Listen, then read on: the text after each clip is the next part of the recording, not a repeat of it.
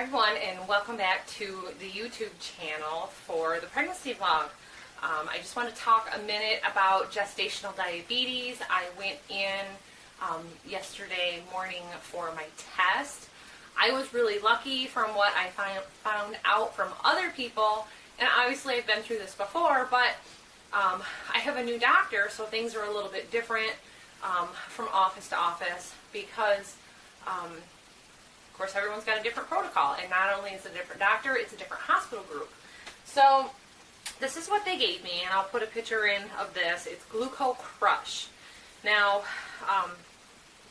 it's good to have as much information going into this as you can get, so I wanted to find out more about this.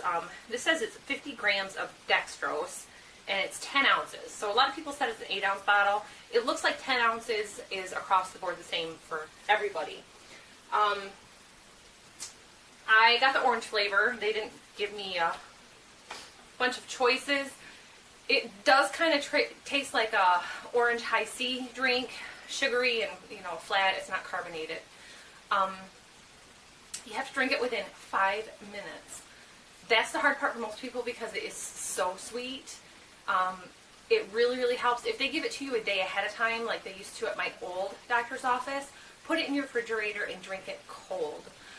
It really does help it go down a little better.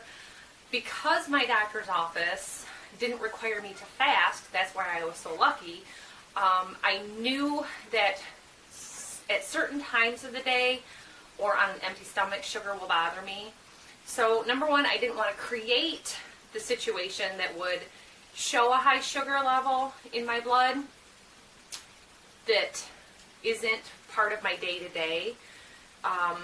I did a lot of research on my last pregnancy about not doing the glucose test, and for me, I really feel I need to do the glucose test. My mother had gestational diabetes with her first pregnancy. I don't know about her 3 pregnancies after that, but they left her untreated with her first pregnancy, and my brother was over 12 pounds.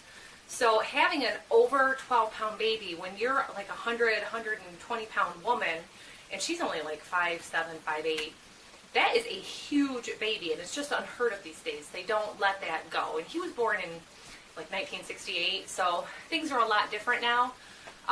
The other thing is, it says that gestational diabetes is a common enough condition that everyone be tested.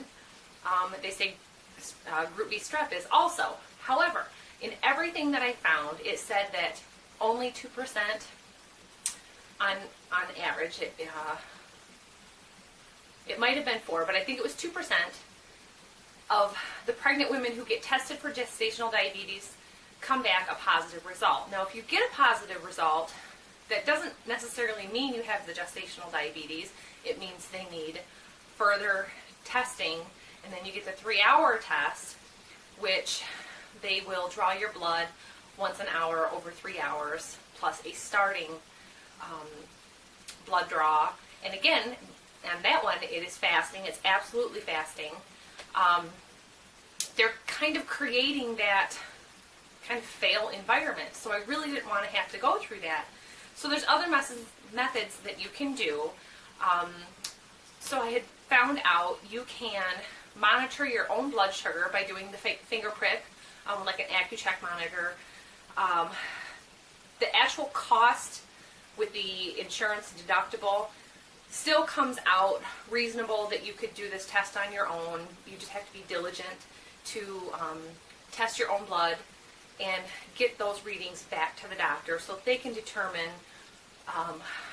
your sugar level based on those results. So if you need more information about that, I'd really ask your doctor or midwife about it. It seems to be a lot more common with midwives just because it's kind of against the grain of everyday society. So you can do it that way if you don't want to do the sugar test. Now for me, I have limited sugar intake. My husband is almost no sugar intake. We use honey and the maple syrup from the farm as substitutes in a lot of our diet. I do drink sodas, so I wasn't totally against that, and I figure there's probably, a Mountain Dew equivalent in one of these, which of course I don't drink Mountain Dew, but I like my Coca-Cola, and it's not something that I give up during pregnancy. I don't give up sugar and caffeine. I completely moderate it, and I don't have more than 1 pop a day, and it's probably 3 pops a week. So the glucose test, I don't have the results yet. Their online system was down yesterday for updates, and I haven't found anything out yet. So we're going to make a little call this afternoon and see what we can do to find out the results of that test. Mine was the 1-hour test. So for me, I was really lucky with this office. In another way is she, the receptionist, scheduled my appointment with the doctor at the same time. So I saw my nurse and my doctor, and my nurse, within 5 minutes of me being there and having my weight checked, gave me the drink so that while I was waiting for the doctor, I was processing, that hour time and not having to do it separately on top and then be there for 2 hours. So that was really nice. My old doctor's office, they just sent you to a separate lab, and you just had to sit there and wait for that.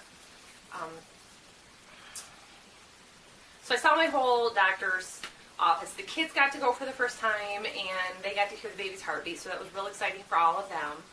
And they're looking forward to baby, of course. So in one of the previous videos, you finally got to see the gender reveal, so that was a lot of fun to do. The kids now know that also, and they're planning. We're trying to figure out a name for baby boy, and we're just having such a hard time. I cannot come up with a name that everyone agrees on. My oldest son wants to name him Magnus, and it means great. That's fine, but it's just too strong of a baby name. Jack's, my oldest son, his name is actually Maximus Jack, and I was just determined I'm not going to call him Maximus. His dad can name him whatever he wants. I'm calling him Jack. So, we have Jack, Murdoch, Trey, Bethany, and Juliet. So trying to find something that is not super common these days, but, not totally original and made up either. So if you have any name suggestions, feel free to leave comments, because I need all the help I can get. The effects of the glucocrush can be really, really hard, and you have a super bad sugar crash later in the day. I woke up exceptionally early yesterday. I usually don't wake up until 8 or 9. My average is 9 to 9:30 in the morning. And we have been going to bed earlier and earlier just because we have longer daylight right now going into spring. And, it's getting dark around 8 o'clock at night. And because we have a farm, there's just more jobs to do, and it's an opportunity to get more things done. So as long as I have my afternoon rest, have a snack, then we do a lot of chores around the farm and then have a late dinner. Of course, you don't want to go to sleep that way. So I made sure, because I didn't have to fast, that I went in with a full stomach. For me, I had a slice of toast, so I wanted to keep the carbs low because carbs will turn to starch in your body and turn into sugar. So pastas, breads, things like that. Basically the white grains. I had a plate full of scrambled eggs with some cheese on them and salsa. So that way I got a little bit of vegetables, a little bit of protein. And it really, really helped because I didn't get the sugar high so much afterwards that I have in the past. So I got a little snack afterwards. We took some fruit with us, and I figured a little natural sugar because of the fiber, it balances stuff out, and it was fine. I had a small baggie full of potato chips and got a hamburger afterwards because there was a Culver's close by. So that helped. A couple hours later, I came home. I tend to eat with this pregnancy every 2 or 3 hours anyways, just to keep my energy up because we're so busy on the farm. So I had a sandwich after a little rest, and I would say I probably rested for about 45 minutes longer than usual, but not so much of a crash that I felt shaky and weak. I was just tired out from waking up so early in the morning and then running with kids to, like, I had to go to Menards. So that's a big store the size of a football field. It never fails. You get to the back of the store. They say they have to go to the bathroom, so then you're up at the front, and then we're back at the plumbing trying to get supplies for a project that I'm working on, and it's a long story. I end up really tired taking the kids there. So I did really well as far as I felt with the glucose test, so I think we'll probably pass the test. I've never failed the glucose test before, but I certainly don't want to have a 12-pound baby. All of my babies average around 7 to 8 pounds, closer to the 8-pound range. Becky was exceptionally small for me. She was almost 6 pounds. And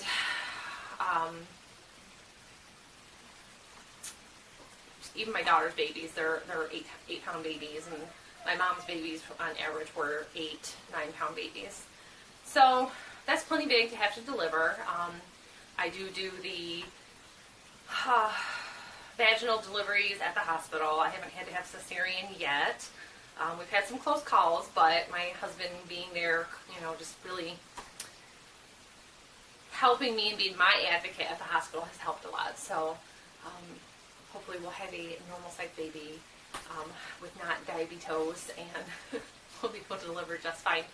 A thing I did learn when I was doing the research online this time is that a lot of times if a baby, before it was born, the mother had gestational diabetes, the baby can develop type 2 diabetes later on in life. Now, my brother never did, which is probably really good for him because he has so many other issues going on that I don't think he could probably monitor having diabetes also.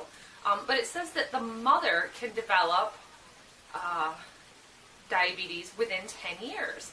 And I found that really interesting because my mom had her first baby when she was 16 or 17, and she's in her 60s now, and she's never tested positive for diabetes. So she actually goes the opposite way, and she's like me. She gets real busy working, and she forgets to eat, so then she ends up with low blood sugar. And I remember once going with her to donate blood at the Red Cross, and she got dizzy and fainted, and it was because she hadn't eaten. So that's always something, to kind of watch also, is being on the low blood sugar side, just remembering to eat and take care of yourself. So I just wanted to touch base with you guys at this point in the pregnancy. Everything's kind of slow now. It's kind of like a waiting game, and there's still so far to go, but we're at halfway. We've been so far, and it just seems like not telling you everything in the beginning, that there's so much news to catch up with now. So as soon as I find out the test results for you, I will share with you. And thanks for watching, everybody. Thanks for subscribing, like the videos. If you have any suggestions for future videos, always let me know, and I'm happy to share. Thanks for watching. Bye.